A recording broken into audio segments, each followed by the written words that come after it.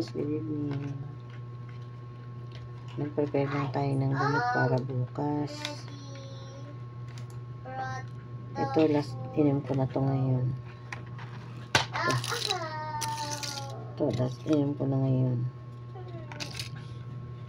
Prepare naman ako para sa inumin bukas.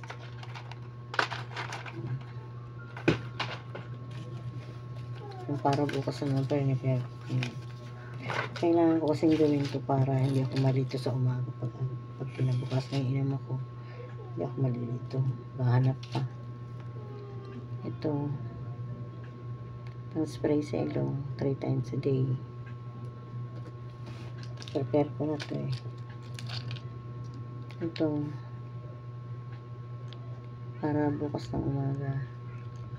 Pinagdikit-dikit ko ng ganyan para mabilis.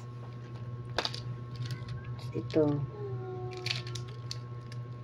sa tanghali. Ito naman sa gabi.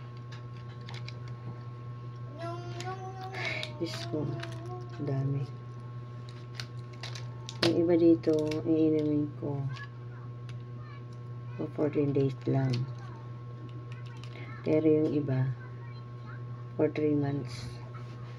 Tapos nun